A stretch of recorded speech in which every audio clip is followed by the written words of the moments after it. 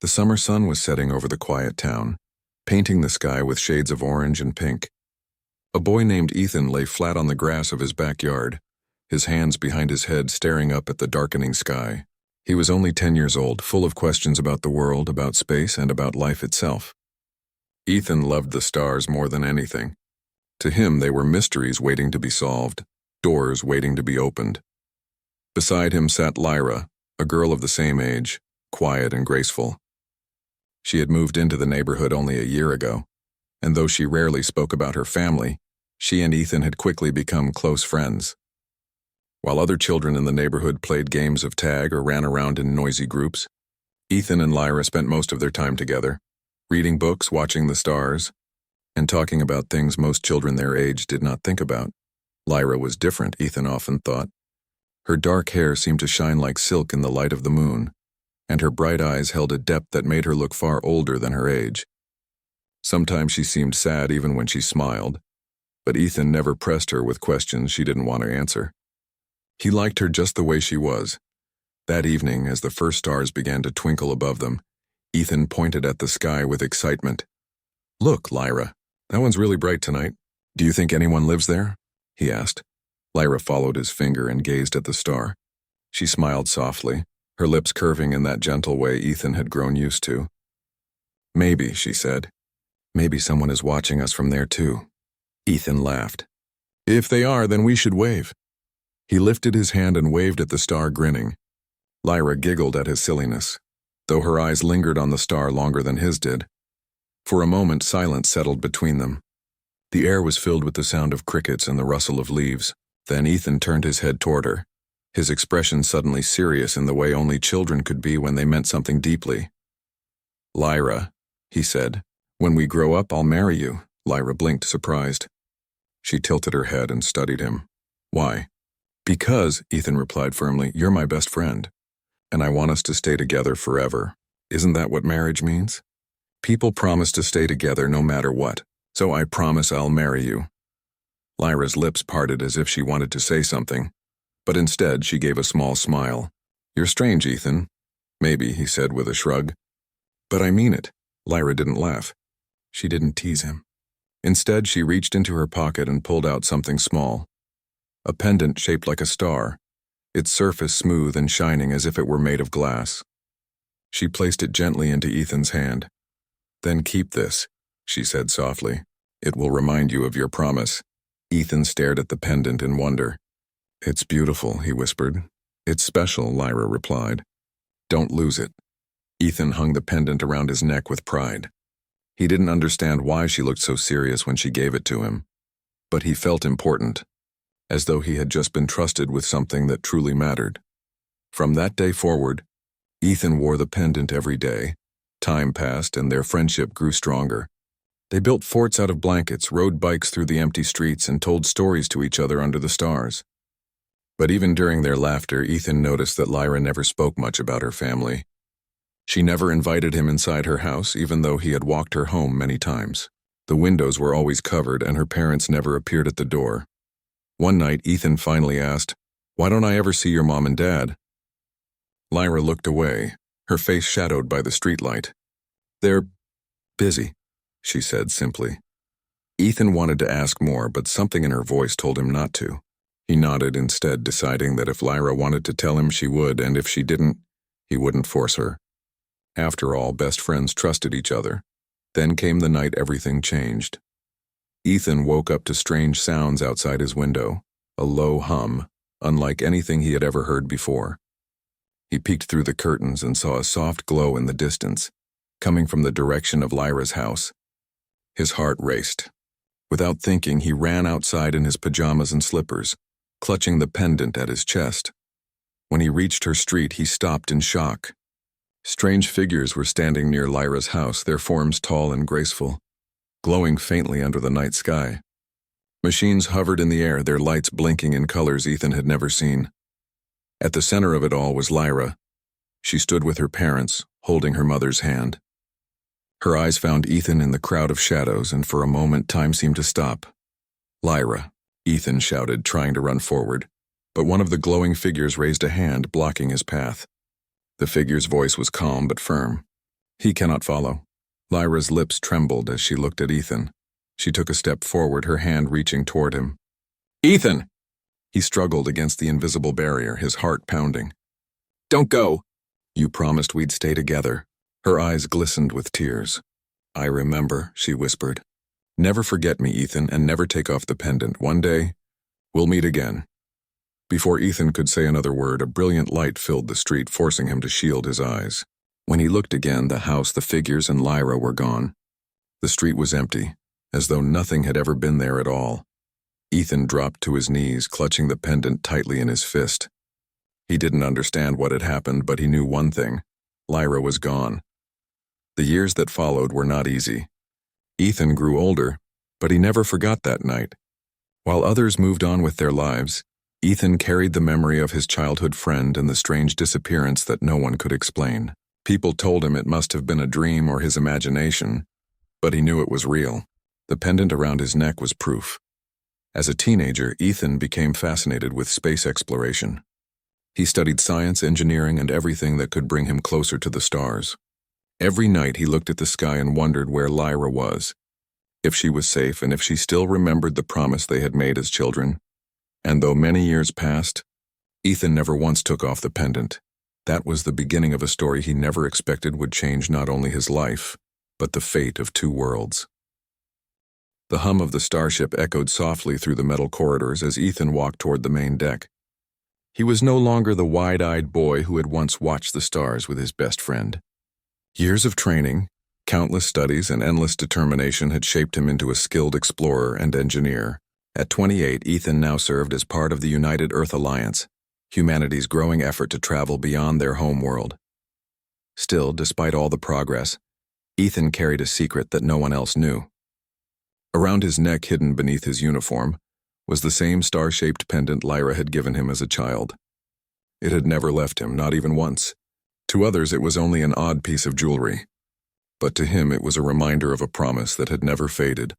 On that day, Ethan's ship, the Horizon, was on its way to the Celestian Dominion, a powerful interstellar empire that had only recently opened diplomatic talks with Earth. The mission was historic, the kind that would be remembered for generations. Ethan felt honored to be part of it, though he also felt nervous. The Celestians were mysterious, their technology advanced, and their culture strict. Few humans had ever met them directly. As the ship approached the glowing planet of Oralis, the heart of the Dominion, Ethan pressed his hand over the pendant. Lyra, he whispered to himself as he often did, I'll find you someday. He had repeated those words for so many years that they had become a part of him, though he no longer knew if they were hope or just memory. The shuttle landed on the grand platform of the royal city. Tall spires of silver and crystal reached into the sky, shimmering under the light of two suns. The architecture seemed alive, almost breathing, as if the city itself were a living being. Ethan stared in awe. No picture or hologram could have prepared him for the sight. He and the other human delegates were escorted through wide streets lined with Celestian citizens. The people looked somewhat human but taller, more graceful, their eyes glowing faintly with an inner light. They wore robes of flowing fabric that shifted colors with their movements. At last, the delegation was led into the royal hall. It was vast, with ceilings so high they disappeared into shadows. Columns glistened like frozen starlight, and at the far end of the hall stood a throne of crystal and gold. Upon it sat the Queen of the Dominion. When Ethan's eyes fell upon her, his heart stopped. It was Lyra. Her face was older, more mature, yet unmistakably the same girl he had once known. Her long hair shimmered like black silk, adorned with a crown of light. Her robe was woven with threads that sparkled like the night sky, and her eyes, those same bright eyes, locked onto his with a gaze that pierced through the years. For a moment, Ethan forgot how to breathe. He had imagined this moment 1,000 times, but the reality was beyond anything he had dreamed. The hall fell silent as the Queen rose from her throne. Her voice, soft yet commanding, echoed through the chamber. "This man," she said, pointing directly at Ethan, "once gave me his word. He promised to be my future." Gasps filled the hall. The human delegation looked at each other in shock. Ethan froze, his mouth dry, his thoughts racing. "What is she saying?" Lyra descended the steps slowly. her eyes never leaving his. "Do you remember, Ethan? You said you would marry me?" Ethan's face turned pale. The words from their childhood rushed back into his mind. The night under the stars, the promise he had made so simply, the pendant she had given him. His hand instinctively touched the pendant hidden beneath his uniform. You mean," he stammered, unsure of what to say in front of the entire court. "That was when we were children? I didn't know." But Lyra's expression was firm. "In the Celestian Dominion, words are sacred. A vow spoken under the stars is eternal. You promised, Ethan, and now I am queen. I demand that you honor your word." The Celestian advisors whispered among themselves. Some looked at Ethan with curiosity, others with disdain. To them, he was just a human, young, inexperienced, and unworthy of their queen. The leader of the human delegation stepped forward, bowing nervously. "Your Majesty, there must be some misunderstanding. Surely you cannot mean—" "I mean every word," Lyra interrupted, her voice carrying both authority and something softer, hidden beneath. "This is no misunderstanding. He is the one I have chosen." Ethan's mind spun. He wanted to laugh, to believe this was a joke, but the seriousness in Lyra's eyes told him otherwise. The entire hall was watching, waiting for his response. His heart pounded as he whispered almost to himself, You really are Lyra." Her stern expression softened for just a moment. "I am, and I never forgot you, Ethan." That night, Ethan was given a private audience with the Queen. The great hall was behind them, and now they sat in a smaller chamber filled with gentle light and the sound of flowing water. Lyra looked at him with a mix of warmth and sadness. "I wanted to tell you the truth when we were children," she said softly. "But I couldn't. My family was in hiding. We were part of the royal bloodline and enemies threatened us. When the time came, we had to leave Earth and return to our people. That night, I wanted to stay, but I had no choice." Ethan clenched his fists. "I thought I'd never see you again. I thought maybe I had imagined everything. But I kept the pendant. I kept the promise, even if it was just a child's dream." He pulled the pendant from under his uniform and held it up. The crystal star glowed faintly in the chamber's light. Lyra's eyes softened, glistening.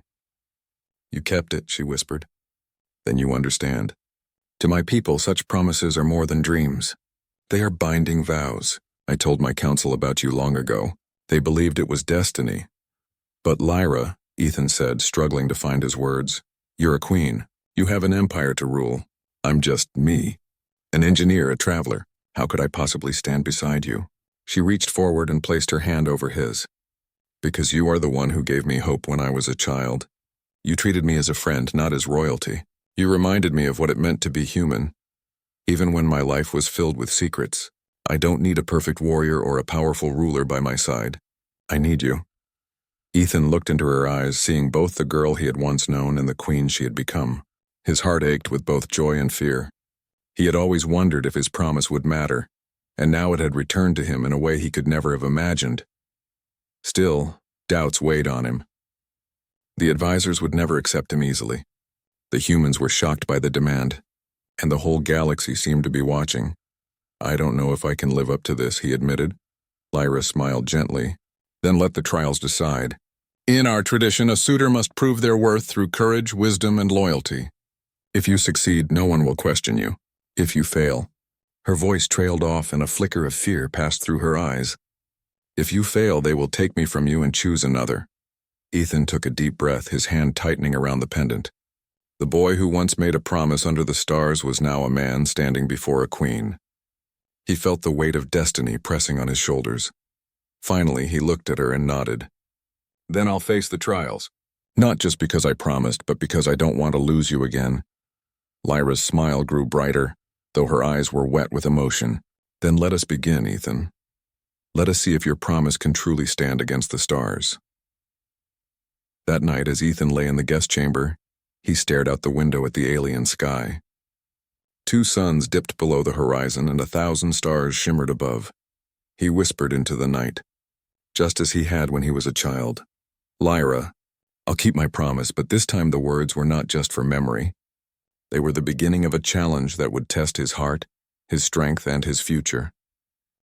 The first light of Auralis's twin suns filtered through the tall windows of the royal guest chambers, casting a golden glow across the walls. Ethan awoke with a start. the memory of yesterday's audience still vivid in his mind. The Queen Lyra had chosen him. She had spoken of trials, of duty, and of promises that went beyond childhood words. Now, as the warmth of the twin suns filled the room, reality sank in. His life had changed forever. Ethan sat on the edge of the bed, his fingers brushing the star-shaped pendant that rested against his chest. It had been years since Lyra had first given it to him, yet the pendant's significance had only grown. It was more than a reminder of a promise. Now it was a symbol of duty, of honor, and of love he had barely begun to understand. A soft knock at the door interrupted his thoughts. "Enter," he called. The door opened, and a Celestian aide stepped inside. He was tall, with skin that shimmered faintly in the sunlight and eyes that seemed to glow with a pale blue light. "Your Majesty's Council requests your presence in the court," the aide said politely. "The first meeting regarding your suitor's trials will begin shortly." Ethan swallowed hard.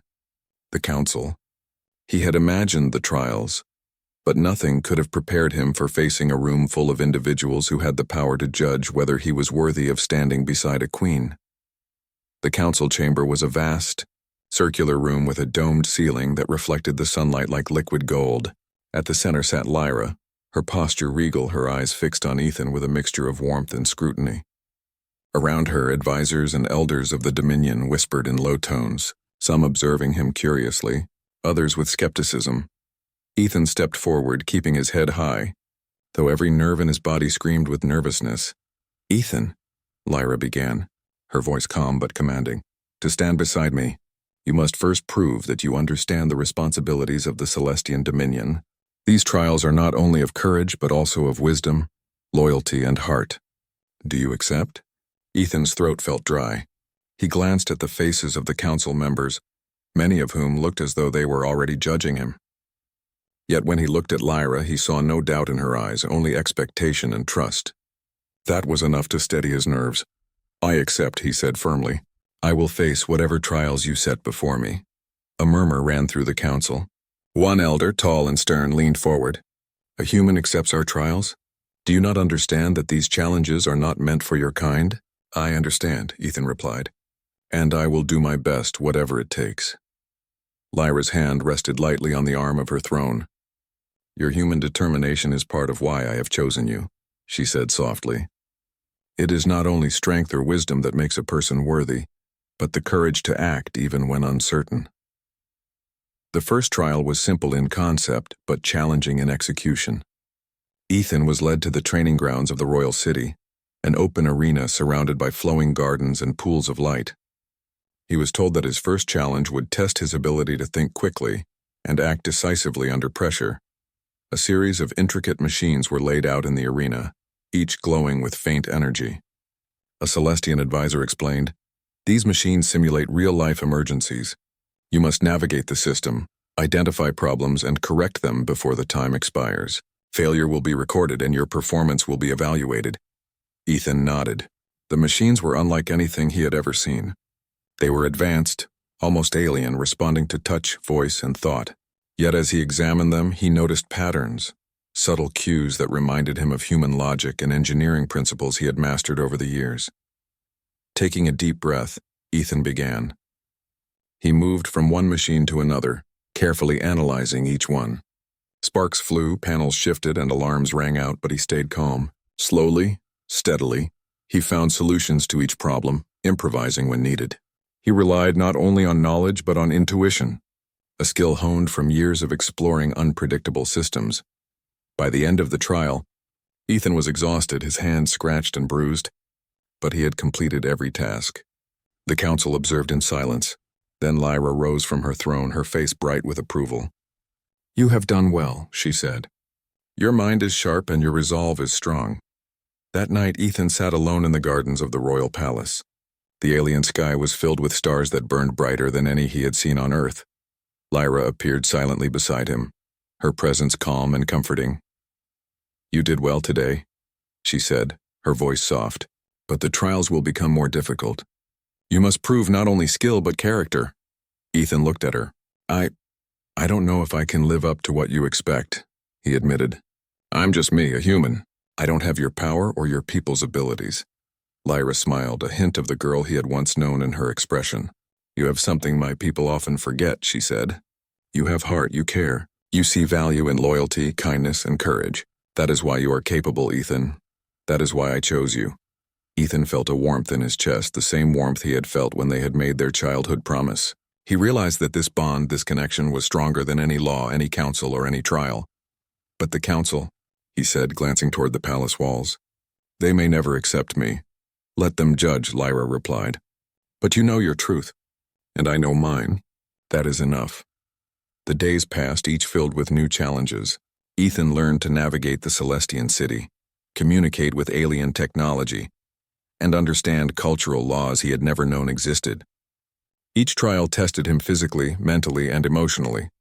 He faced simulations of crises that required split-second decisions, puzzles that demanded logic and creativity, and ethical dilemmas that weighed heavily on his conscience.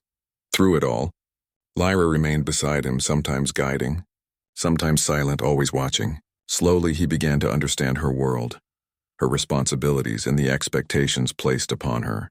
And slowly, he began to feel that he was not entirely out of place. One evening, after a particularly grueling trial involving a failing energy grid in the city, Ethan collapsed onto the soft grass of the palace gardens. He was covered in sweat and dirt, his body aching. Lyra knelt beside him, placing a cool hand on his forehead.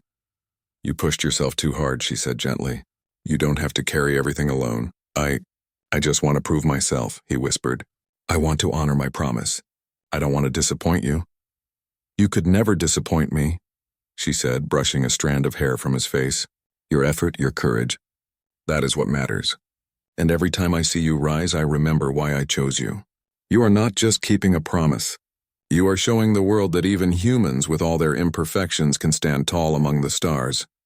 Ethan felt a lump in his throat. In that moment, he realized something important. This wasn't just about duty or politics or even childhood promises. It was about connection, about respect, and about love. Lyra had chosen him not because of what he could do, but because of who he was. As the days turned into weeks, Ethan's confidence grew.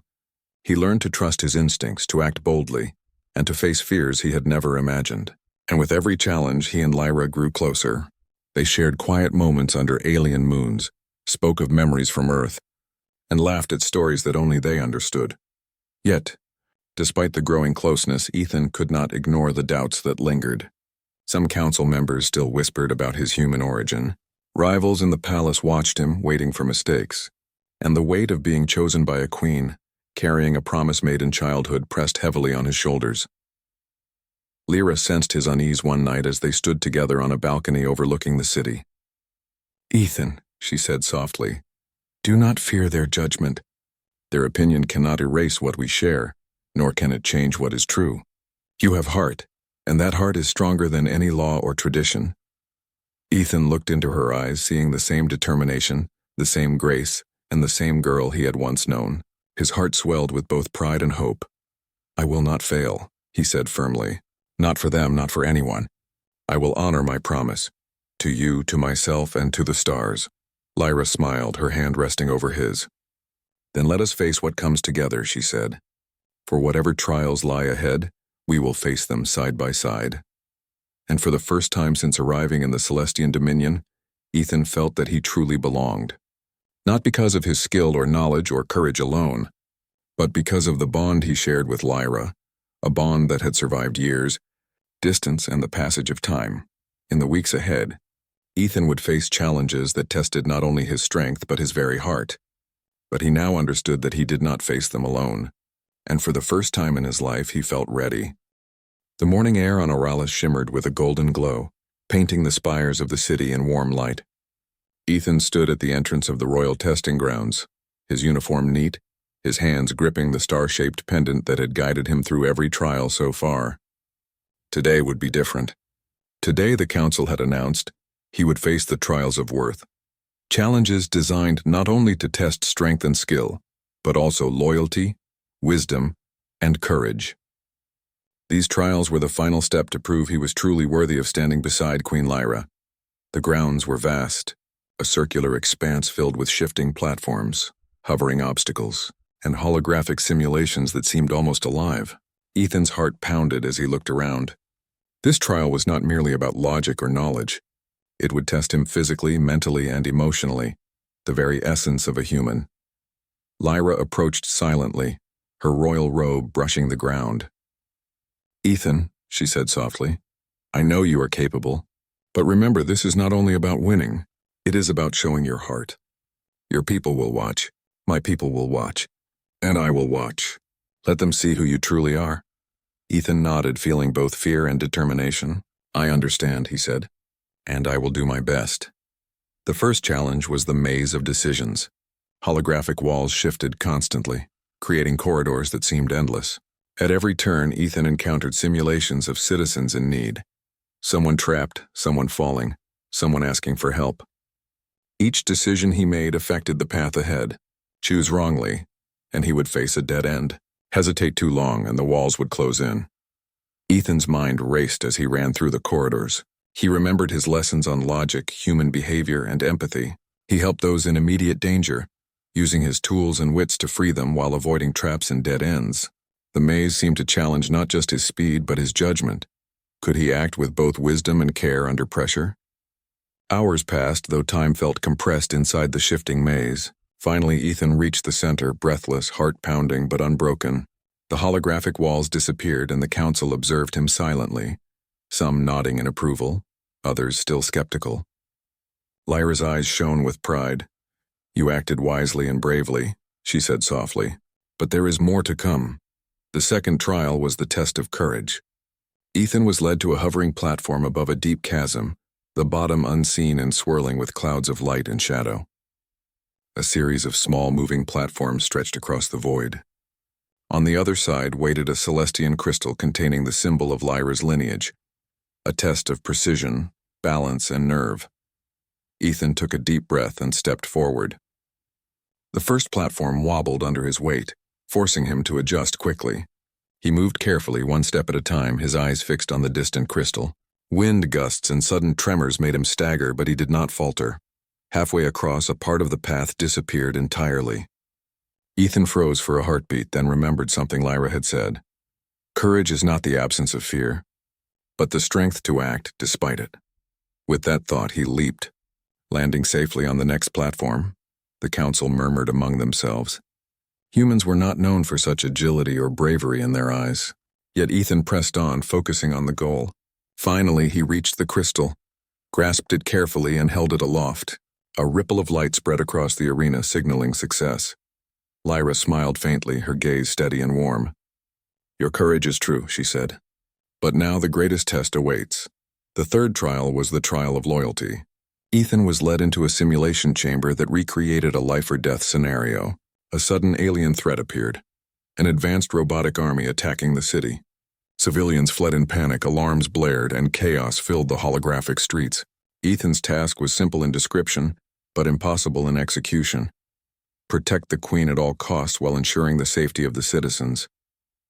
Ethan's mind raced. He could see no way to save everyone without risking himself, yet he remembered his childhood promise to Lyra, the words he had whispered under the stars, and the pendant that had guided him through every challenge. "Focus," he muttered to himself. "Do not let fear control you. Protect her, protect them, and act wisely." He moved swiftly, using both skill and intuition. He activated emergency shields, guided citizens to safe zones, and deflected attacks from the robotic army. Every decision required precision. Every second mattered. At one point, a holographic barrier threatened to separate him from Lyra. He did not hesitate. Jumping into the void, he caught her just as the platform crumbled beneath them. Together, they landed safely, breathless but unharmed. The simulation ended.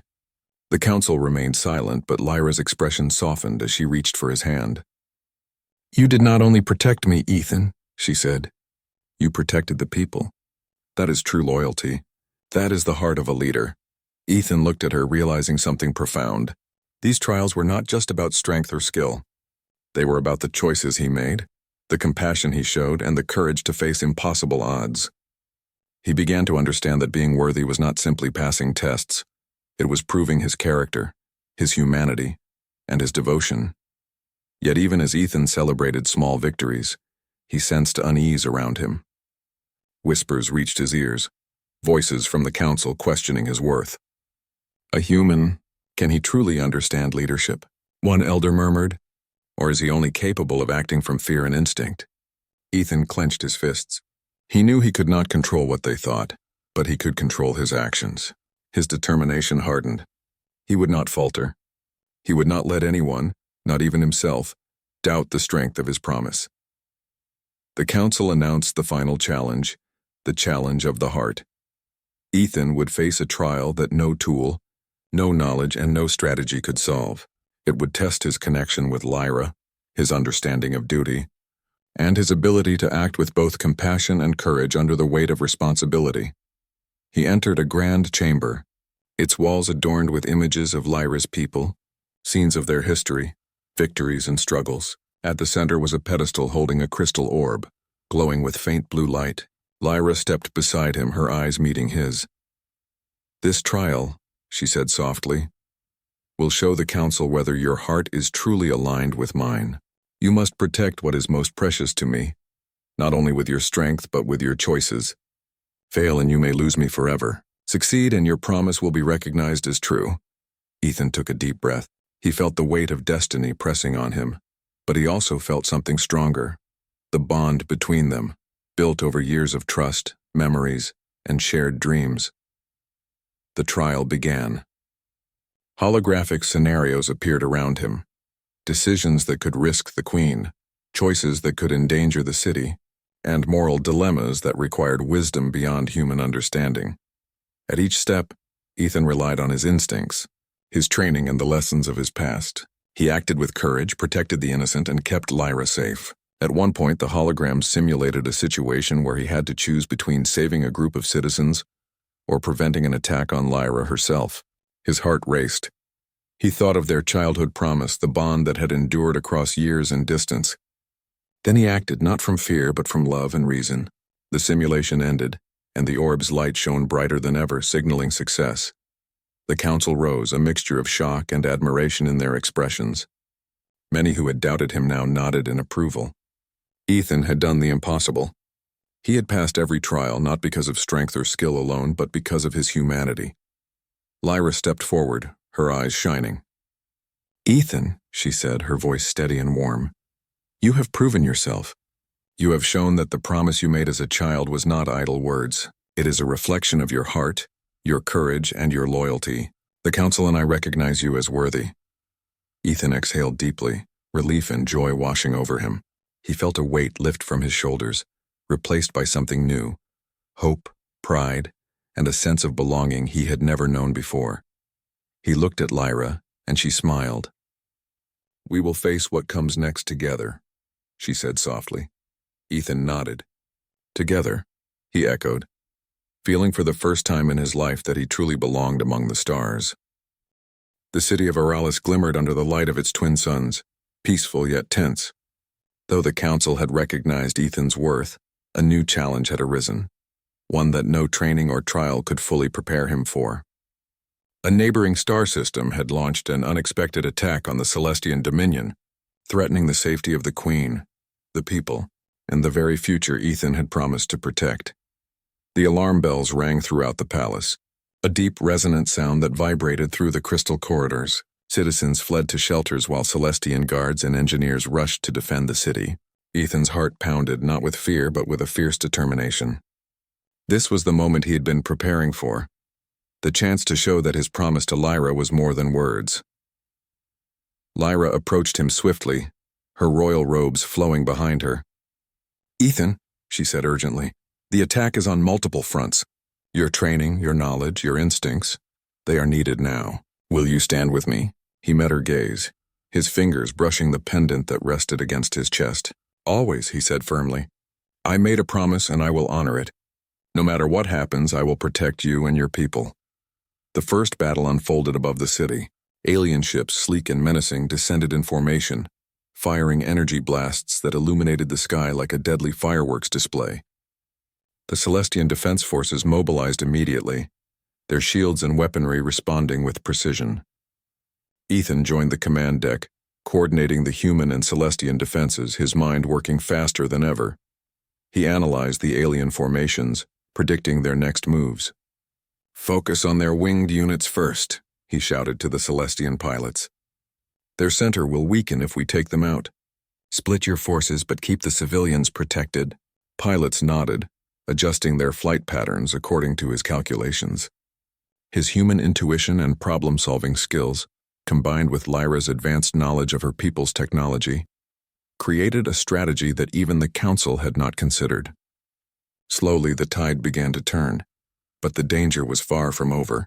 A massive alien warship hovered over the city center, its energy shields nearly impenetrable. Civilians were trapped, and the Queen's throne and the symbol of her leadership was at risk. Ethan knew what he had to do. "Lyra," he said urgently, "we need to draw their attention away from the city. I can infiltrate their ship and disable their shields from the inside. It's risky, but it's the only way to protect everyone." Lyra's eyes widened. "It's too dangerous. You could—" "I have to try," Ethan interrupted. "I won't fail. Not now, not ever. I promised you." For a moment she hesitated, torn between fear and trust. Finally she nodded. "Then go," she said softly, "and know that I believe in you." Ethan piloted a sleek Celestian craft toward the alien warship, dodging energy blasts and weaving through the chaos of battle. His heart pounded, adrenaline sharpening his senses. He focused, relying on his human ingenuity to analyze the ship's weak points.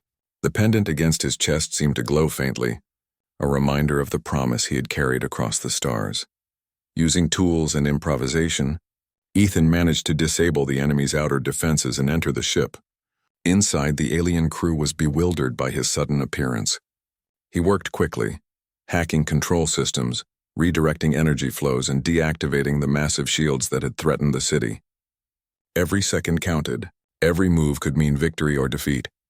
Finally, with a burst of calculated effort, the shields went down. The Celestian forces seized the opportunity, striking with precision. The alien warship faltered, then surrendered. The city of Aralis was safe. When Ethan returned to the palace, exhaustion weighed heavily on his body, but relief flooded his mind. Citizens cheered, and the council looked on in awe. Even those who had doubted him now recognized his courage, his intelligence, and his devotion. Lyra met him at the entrance, her face radiant with pride and emotion. "Ethan," she said, her voice steady yet filled with warmth, "you have done what no one thought possible. You kept your promise not because it was easy, but because your heart is true." Ethan smiled, feeling a deep sense of fulfillment. "It was not just for me," he said. "It was for you, for your people, and for the promise we made long ago." Lyra took his hand, her fingers warm and steady against his. "That promise," she said softly, "was never just words. It was a bond that brought us back together. And now you have shown that humans are capable of extraordinary courage, loyalty, and wisdom. You have proven the truth of your heart." The council convened one final time, formally recognizing Ethan as worthy of standing beside the Queen. The hall was filled with representatives from across the Dominion, all witnesses to a human who had risen above expectations, who had faced danger, and who had honored a promise made under the stars. An elder stepped forward. "Ethan of Earth," he said, his voice reverent, "you have shown strength, courage, and loyalty beyond measure. You are recognized as consort to Queen Lyra, not only for your deeds but for your character. You have honored your word, and you have brought hope to our people." Ethan bowed respectfully. "Thank you," he said simply, humbled by the acknowledgement. Lyra approached him, her eyes shining. "This is the moment we have waited for," she said. "Together, we will guide our worlds toward peace and unity." That evening, a ceremony was held to celebrate the union of Ethan and Lyra, not only as queen and consort, but as two souls who had shared a promise since childhood. The palace was filled with light, music, and laughter, a celebration of courage, love, and trust. Ethan stood beside Lyra, gazing at the people of the Dominion and the humans who had accompanied him. He realized that he had not only fulfilled a childhood promise, but had also bridged the gap between two civilizations. His human qualities, heart, determination, and ingenuity, had made a difference that no technology or weapon could achieve. Lyra leaned close, her voice soft against his ear. "I never doubted you," she whispered. "From the moment you made that promise, I knew your heart was true. And now we are together, not because of law or obligation, but because of choice." Ethan felt warmth flood his chest. "I'll always keep my promise," he replied, holding her hand tightly. "Through every challenge, every star, every world, I'll be with you." They looked out over the city together, their hands intertwined, their hearts aligned. The twin suns dipped below the horizon, and the stars above began to shimmer in the night sky. In that moment, Ethan understood the full meaning of the journey he had undertaken. It was not just about trials, danger, or promises. It was about the enduring power of human courage, loyalty, and heart. For the first time in his life, he felt complete. He had found Lyra again, protected her, and honored a vow that had carried them across years and worlds. And in doing so, he had proven that even a single human could make a difference among the stars. The ceremony ended with celebration, laughter, and music that echoed through the city. Citizens cheered, soldiers saluted, and the council acknowledged the union with respect and admiration. Ethan and Lyra, once children playing under the stars, now stood together as partners, leaders, friends, and soulmates. As they looked up at the night sky, Ethan whispered, "We did it, Lyra, together." Lyra smiled, her eyes reflecting the stars above. "Together," she agreed, and under the twin moons of Auralis, the promise made long ago had been fulfilled. A promise that had survived time, distance, trials, and danger. A promise that showed the enduring power of human heart and courage in the vastness of the universe.